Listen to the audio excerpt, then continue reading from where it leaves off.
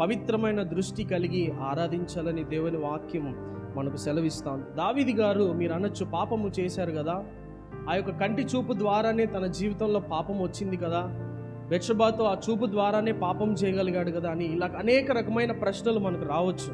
కానీ దావీదు తన జీవితంలో 51వ కీర్తన ఎప్పుడైతే రాశాడో తన జీవితంలో చూపును సరిచేసుకున్నాడు, దేవునికి ఇష్టకరంగా బ్రతకగలిగాడు.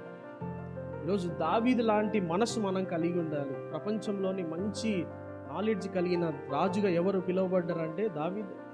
చిన్న వయసులో రాజు అయ్యాడు, ఎక్కడో గొర్రెలు కాచుకున్నవాడు రాజు అయ్యాడు. అభిషేకించబడిన వాడిగా దావీదు గారు మనకు కనబడుతున్నాడు. అందుకే ఆయన అంటున్నాడు, తెలుసుకున్న తర్వాత నా కన్నుల ఎదుట నేను ఏ దుష్కార్యమును ఉంచుకొనను అంటూ ఉన్నాడు. దేవుని సంగమా, ఈరోజు ప్రభు సన్నిధానంలో కూర్చుంటున్న మనము, దేవుని సన్నిధానానికి ఆరాధిస్తున్న మనము, దేవుణ్ణి పూజించడానికి వచ్చిన మనము, మన కన్ను చూపు, మన కన్ను దృష్టి ఎవరి వైపు ఉండాలి? దేవుని వైపు ఉండాలి. ఆరాధన చేసేటప్పుడు, వర్షిప్ చేసేటప్పుడు మనం ఎవరిని చూడాలి?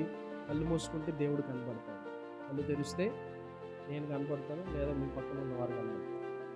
అందుకే కన్నుల ఎదుట ఏ దుష్కార్యము ఉంచకూడదని ప్రభు వాక్యం సెలవు.